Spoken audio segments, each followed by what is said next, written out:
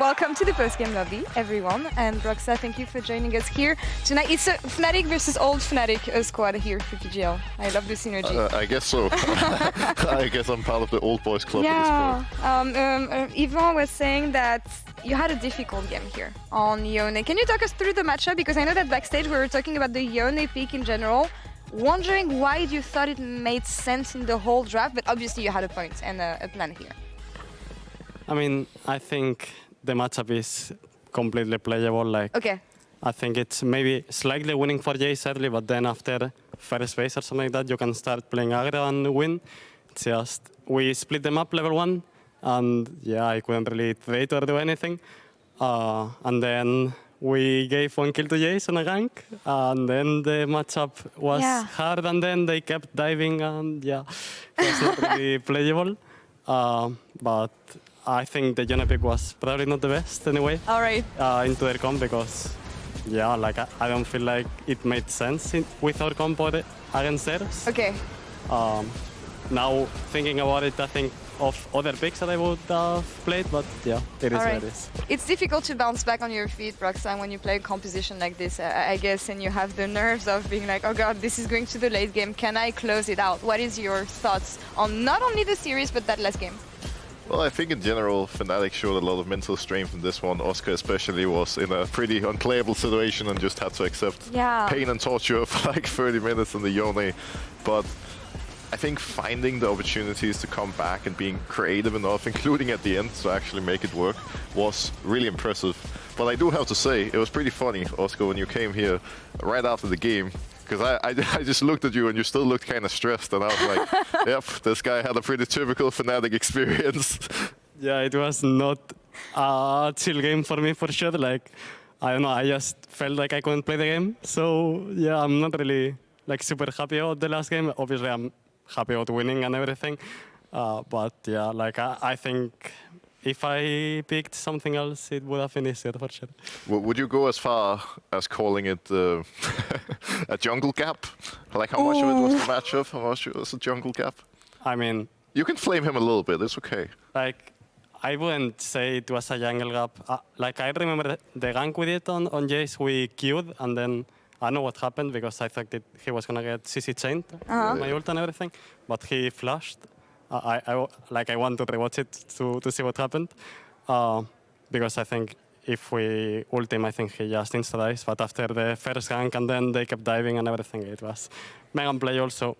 I mean, the matchup was a bit of a jungle gap, I guess, sure, but like I think we were also winning on bot, we were diving, so I wouldn't say it was a jungle gap the game. Like, on top, for sure, it was a jungle gap, but not on the game. Yeah, good answer, good answer. Diplomatic answer. I mean, he's going to have to play with him the entirety of the year. So, yeah, you want to maintain relations. But that's the issue with a volatile matchup, I guess. And I hope you get to keep your Yone driver's license on that afterwards. But what is the difficulty when playing against Mad Lions? Because back-to-back, you had the same games against them. Messy all across the board and with a banger finish. I mean, I think they are a good team, for sure. So. It's harder to play against them, but also with our comps, I think it's pretty hard to like make something happen because both comps are poke, and we cannot really engage even though we have Rel because they have Ezreal, Saya, Rakan, like they have a lot of mobile champions and they have a lot of range with Jace and Ezreal. So yeah, I mean, I think we were just farming and waiting for objectives, and yeah, like we couldn't create a lot of things if someone didn't, I think. What about the week leading up to the series? Because obviously your opponent plays a lot of random, crazy top lane picks. Did you take practice any differently than before? Was there any different way that you prepared for him, or did you just mostly focus on yourself coming into the series? No, I didn't really prepare for him. Like, I know what he can play because I know him. So, like, if he had red side, for example, he would counter pick with some of his weird picks for sure. But since he's blue side, he has to blind. He cannot really like make something special happen. So I wasn't really stressed about him counter picking. But even then, if we were blue side and he counter picks, I think I would be fine playing against one of his weird picks for sure. What I find fascinating is that back when I was interviewing you, Broxah, when you had the black and orange jersey, something that I often asked you was, why do you make it so complicated for the fan? What is it about the heart attacks on the Fnatic side? And I feel like regardless of the players, regardless of the generations, there's a symptom of Fnatic always having, I want to say, interesting games. I'm wondering what that's due. Yeah, I'm not really sure. It's just something about Fnatic and liking to keep fans on the edge of their seat, I guess. Yeah. I really think at some point Fnatic is going to have to offer like free mental coaching to all fans out there, because it's been a lot of years at this point. Even before I played, you know, the Fnatic generations before that, it was same thing. It's been crazy times. The backdoor back then, I mean, maybe. I'm wondering if it's in the player's contract, actually. You have to make it entertaining. But focusing on who performed the best here today, it is your AD carry, Noah. And I know that we had a lot of criticism for the bot lane in general since the beginning of the year, but he got the Kia Player of the Series today. And I wanted you to talk me through his improvement, struggles as well, and the new pairing of him and Yone on the bot lane. That's a lot of questions, I'm sorry. It's okay. I think, like, Noah at the start of the year, he was not playing like super well for sure. So yeah, I can understand that there was criticism and everything on bot lane, but I think he had some problems since the start of the year that he was like, he had them from last year, and he's been struggling with it. And I think now he's working a lot on it, and he's showing a lot of improvement. Not on gameplay, but in his head, I would say. Okay. Because I think he knows how to play. I think he's super good. Like, he's super talented mechanically, and he has a good brain to play. You know, like, he has good. Good to know. Reasonings and everything. Like, he knows what to do in game. But yeah, like, he was struggling with some problems, and now he's improving a lot on it. And yeah, I think on scrims it wasn't happening. Like, it was mostly on stage, but at some point it translated a bit on scrims. But I think now he's playing super well, and I think Yone is also helping him a lot with the mental, and they're working together a lot, like playing 2v2, seeing matchups. They talk a lot about League of Legends, and I think that's nice and what Noah needs. So I think like Yone helped him a lot, honestly, and Yone is also a really nice guy, so it's easy to talk with him. Perfect. Is there something you guys have been doing as a team to, you know, focus on the mental aspect and make sure that not only Noah but everyone is in the right space? Because I think most League players can relate to, like, even in solo queue, some people get stressed when they have to go into ranked and the pressure's on. Obviously it's different when you're playing in front of hundreds of thousands of people watching online, but I know when I was on Fnatic we tried so many different things like team building and mindfulness and whatnot. Is there something you guys have been doing in specific this year to like try to make sure that everybody is fully in the zone mentally going into the weekend? I mean, we are talking a lot between each other, I think, like about our problems and what we need. I think when we started talking about our problems and what we need, it went like it was way easier to do everything, to play, and yeah, it was like a better space to play. Because before, I think we were getting way more stressed. And I think now with more understanding and knowing what we have to improve, it's easier.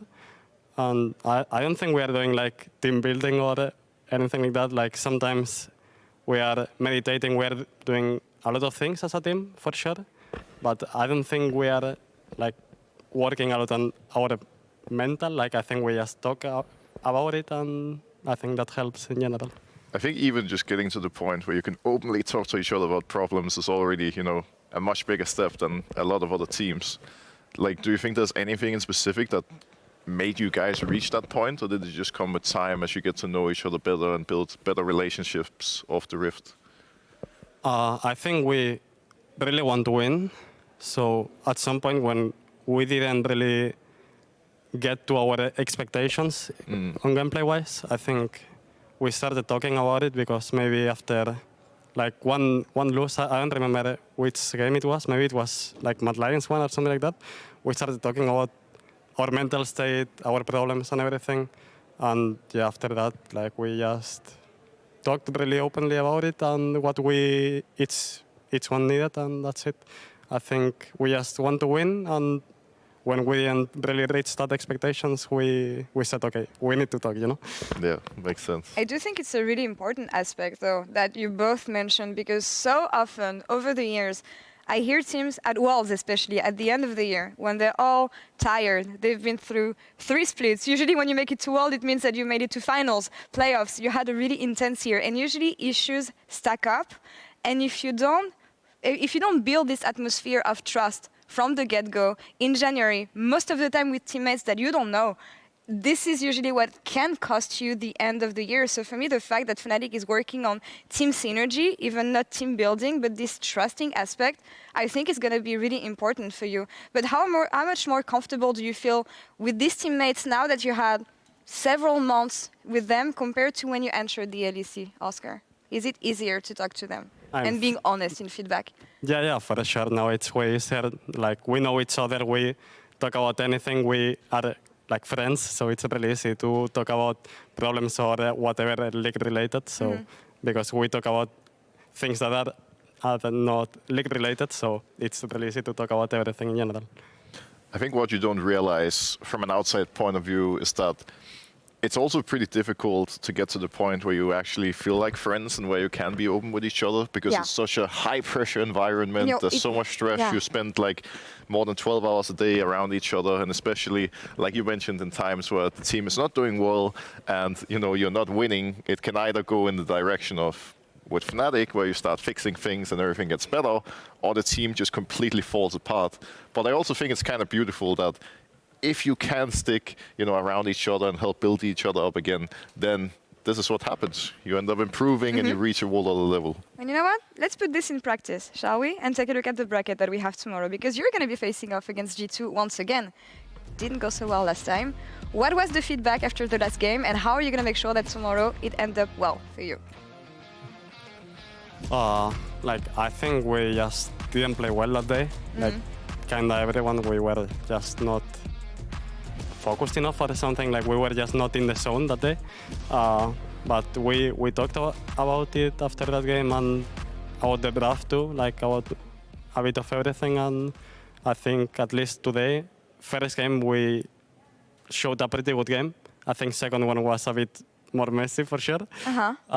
But yeah, I feel really confident against G2. Like, I feel like we can be the best for sure. So yeah, we just have to show it. I don't want to put you on the spot asking you draft questions and everything, because I know that you want to keep some picks secret. But Broxah, rather, what did you think of G2 approach? Opening in playoffs with the picks that they have planned. I know that they steamrolled so much on GX yesterday that it's hard to actually understand how well they were prepped, but we know that there's high expectations for G2 as always. So how do you think they're going to match against Fnatic with what we saw from them today? I think it's going to be an interesting series for many reasons. Obviously, Fnatic G2 is always hype, but G2 had so many flex picks and, brought so much craziness to draft yesterday, meaning they're going to be a much harder opponent to prepare for. But at the same time, you have Fnatic, who kind of threw for content today and spiced it up and didn't want to give too much away. And Oscar obviously was saving the Yone for tomorrow, so that when he gets it, he can go 10-0 and get a pentakill. So I'm pretty excited to see how it's going to go down. I'm pretty excited for the top lane, especially because you mentioned we saw some... Yeah, that's a nice pep talk. I love it. Keeping the mystery here. But we saw Zach. We know that it's going to be a power pick on the top lane. We saw Broken Blades Yasuo as well. What do you think of top lane right now, and how bendable the meta can be, and how many picks can you play compared to usual? It feels like you can have some freedom playing top lane right now if you want to have fun. I think right now, like every top laner, it feels like they are playing way more champions than before. I think like people is starting to think about other champions, other counter picks. Like Zac came in like for kind of no reason, because no one was playing it, and then they played in LCK and we played here too. So yeah, it's just about prepping and about thinking which champions can be OP. I think I also cooked some champions. Yes. Today I played the Darius, which I didn't really play before. So yeah, I have a lot of more champions, so let's see tomorrow. Banger of the century. I'm really excited for tomorrow. Well, Oscar, thank you so much for being with us today. It was amazing talking to you, and good luck against G2 tomorrow, of course. Broxah, smashing it. Like always. Great having you for PGL, and thank you all of us for watching the LEC as well. That was all of us from here in Berlin, but we'll be back tomorrow for another day of epic LEC. But if you want to catch more league action tonight, the LCS is happening right now. So let's see what they have planned for us. Hi there, it is me, Weekend Raz.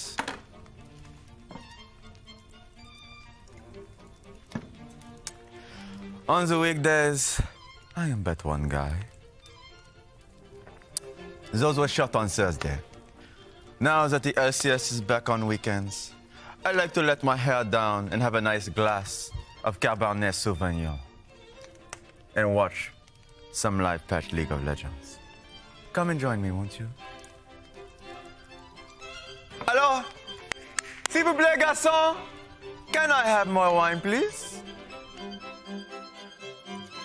Ah, relax.